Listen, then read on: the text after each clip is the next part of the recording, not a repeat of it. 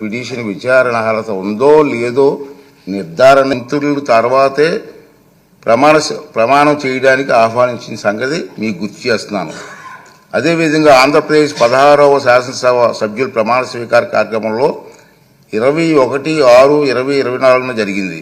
కానీ స్పీకర్ ఎన్నిక మరణాడు అంటే 22/6/2024 నాడు జరిగింది. ప్రతిపక్ష నాయకుడిగా గుర్తింపు ఇవ్వగలిగితే అధికారం కేవలం స్పీకర్కి మాత్రమే ఉంటుంది. అందుకే సభ్యుల ప్రమాణ స్వీకార కార్యక్రమం జగన్మోహన్ రెడ్డికి ప్రతిపక్ష హోదా నిరాకరించడానికి సూచించిన అన్న వాదన సరికాదు. నిజానికి జగన్మోహన్ రెడ్డి వైఎస్ఆర్సీ శాసనసభాపక్ష నాయకుడిగా ఎన్నికైనట్టు 26/6/2024 వరకు మా సచివాలయానికి తెలపలేదు. నెంబర్ 1. అలాంటప్పుడు జూన్ 26 కంటే ముందు అందున స్పీకర్ ఎన్నిక జరగక ముందు ప్రతిపక్ష నాయకుడి హోదా గురించి నిర్ణయం తీసుకోవడం సాధ్యమా? ఇది ఒకటి గమనించవలసిన అవసరం ఉంది. ప్రతిపక్ష నాయకుడి హోదా ఎవరైనా అర్హులా కాదా అనేది కేవలం రాజ్యాంగ సూత్రాలు, కోర్టు తీర్పులు, చిరకాల సాంప్రదాయాల ఆధారంగా మాత్రమే నిర్ధారించగలరు. ఆంధ్రప్రదేశ్ వేతనాల పెన్షన్ చెల్లింపు అనర్హతల తొలగింపు చట్టం 1953లో ప్రతిపక్ష నాయకుడి హోదా ప్రస్తావన ఉంది. ఆ చట్టంలో సెక్షన్ 12B ప్రకారం ఎవరైనా ప్రతిపక్ష నాయకుడి హోదా ఇవ్వాలంటే వారు చట్టసభలో సభ్యులై ఉండాలి. 2, వారు ప్రభుత్వ వ్యతిరేక రాజకీయ పార్టీ సభలో నాయకుడై ఉండాలి. ఇది క్లియర్గా ఉంది. 3, ప్రతిపక్షంలో ఉన్న వారి పార్టీకి అత్యధిక సంఖ్యాబలం ఉండాలి. 4, మరీ ముఖ్యంగా వ్యక్తి సభాపతి ప్రతిపక్ష నాయకుడిగా గుర్తించాలి. ఒకవేళ అత్యధిక సంఖ్యాబలం గల ప్రతిపక్షాలు ఒకటి కన్నా ఎక్కువ ఉంటే పార్టీ హోదాను దృష్టిలో ఉంచుకుని వాటిని ఏదో ఒక పార్టీ నాయకుడిని సభాపతి ప్రతిపక్ష నాయకుడి హోదా కల్పించవచ్చు. ఈ విషయంలో ఏ ఒక్క ప్రతిపక్ష పార్టీకి ఎన్నికల్లో కనీసం 10% సీట్లు రాలేదు. కనుక ఎవరికీ ప్రతిపక్ష నాయకుడిగా గుర్తింపు దక్కలేదు. అలాగే 5, 7, 8, 16, 17వ లోక్సభలలోనూ 10% సూత్రాన్ని పాటించడంతో ప్రతిపక్ష నాయకుడిగా ఎవరు గుర్తింపు పొందలేకపోయారు. ఇటీవల పొరుగులో ఉన్న తెలుగు రాష్ట్రాల్లో 2021-2019 ప్రతిపక్షంలో ఉండే అతిపెద్ద పార్టీ నాయకుడు ప్రతిపక్ష నాయకుడిగా సభాపతి గుర్తింపు ఇచ్చారు. కానీ కొద్ది నెలల తర్వాత 9/6/2019 తన సభలో ఆ ప్రతిపక్షానికి సంఖ్యాబలం 10% కంటే తగ్గిందన్న నిర్ధారణకు రాగానే సభాపతి ప్రతిపక్ష నాయకుని ఇచ్చిన గుర్తింపును ఉపసంహరించుకున్నారు. అలాగే 8వ లోక్సభలో తెలుగుదేశం పార్టీకి 10% సంఖ్యాబలం లేకపోయినా పి. ఉపేంద్ర గారిని ప్రతిపక్ష నాయకుడిగా గుర్తింపు లభించిందన్న మాట కూడా అవాస్తవం. మనం మాట్లాడుతున్నాం టీవీలో ఉపేంద్ర గారికి ఇచ్చారు కదా మీరని. అది వాస్తవం కాదు. రికార్డు అంతా వెరిఫై చేయించాను. అది వాస్తవం కాదు. పి. ఉపేంద్ర గారు ఆనాటి సభాపతి టీడీపీ గ్రూపు నాయకుడికి మాత్రమే నిర్ణయించారు. దాన్ని ఇతను ఇష్టం వచ్చినట్టుగా అవాస్తవాలు మాట్లాడే పరిస్థితికి వచ్చింది. ఈ వాస్తవాలను సాంప్రదాయాలను దృష్టిలో ఉంచుకుంటే 175 మంది సభ్యులున్న నేటి ఆంధ్రప్రదేశ్ శాసనసభ అతిపెద్ద ప్రతిపక్ష పార్టీకి కనీసం 18 మంది సభ్యులుంటే తప్ప ప్రతిపక్ష నాయకుడి హోదా రాదని అందరికీ అర్థమవుతుంది.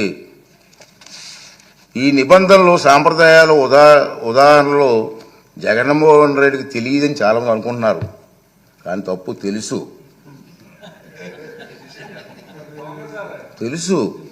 ఎందుకంటే 2019 జూన్ 13న ముఖ్యమంత్రి హోదాలో ఆయన ఇదే సభలో ప్రసంగిస్తూ చెప్పిన మాటలు మనందరం గుర్తు చేసుకోవాల్సిన అవసరం ఉంది. చంద్రబాబు నాయుడు గారికి 23 మంది శాసనసభ్యులు ఉన్నారు. ఒక 5 కానీ రాజేస్తే ఆయనకు 18 మంది కూడా ఉండరేమో. ఈ హోదా 17 మంది ఉంటారు.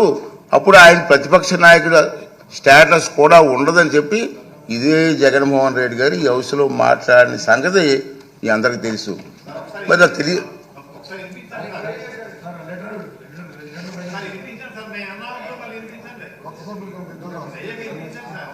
అదే చెప్తాం కదా.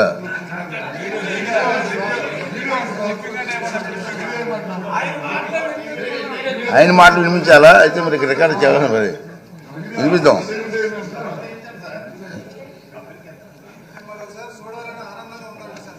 అతనే చెప్పారు, ఒక స్పీకర్కు దురుద్దేశాలు ఆపాదించడం సభా హక్కుల ఉల్లంఘన కిందకు వస్తుందని మీ అందరికీ తెలుసు.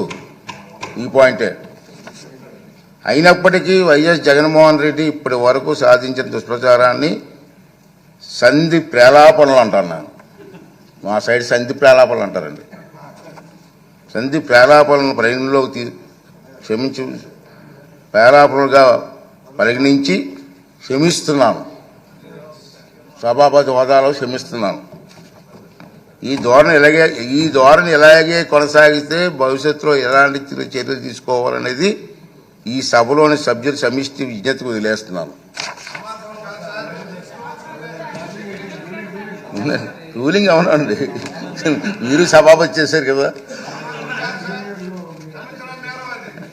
ఈ సందర్భంగా మహానుభావుడు శ్రీ నందమూరి తారక రామారావు గారి ప్రజాసేవలో ఉన్నవారికి చెప్పిన తారక మంత్రం గుర్తు చేసుకుందాం. తారక మంత్రం సార్, ప్రజలే దేవుళ్ళు, సమాజమే దేవాలయం. ఈ శాసనసభ ప్రజలు అనేక దేవుళ్ళు నేరుగా ఎన్నుకున్న దేవాలయం.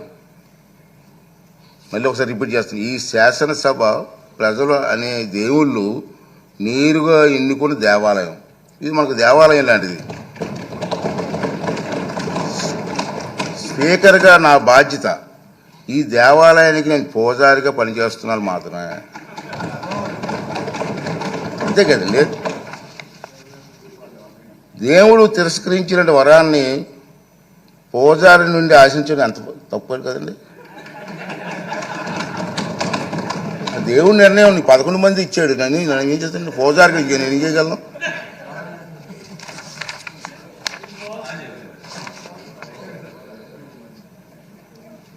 ఈ నియోజకవర్గాల్లో ప్రజలు ఈ సందర్భంగా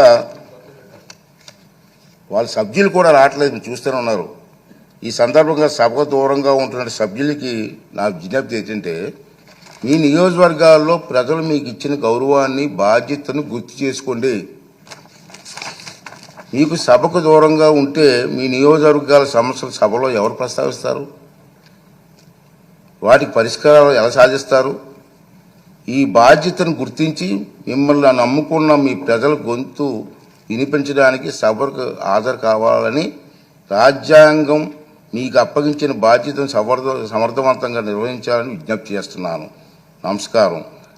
ఈ రూలింగ్ తాలూకు ఇంగ్లీష్ కాపీని కూడా సభ రికార్డులో భాగంగా ఉంటుందని చెప్పి సందర్భంగా మనం చేస్తూ మీ అందరి దగ్గర సెలవు తీసుకున్నానండి. ఈ రూలింగ్ ఇవ్వాలనే ఉద్దేశంతో దీన్ని తెర వేయాలి, ఎక్కడో తెర వేయకపోతే పబ్లిక్ అందరికి తెలియాలా. అందుకే సామాన్యులకు అర్థమైన విధంగా చెప్పాలనే ఉద్దేశంతో నేను ఈ టైం తీసుకోవడం జరిగిందని చెప్పి మనం చేస్తూ,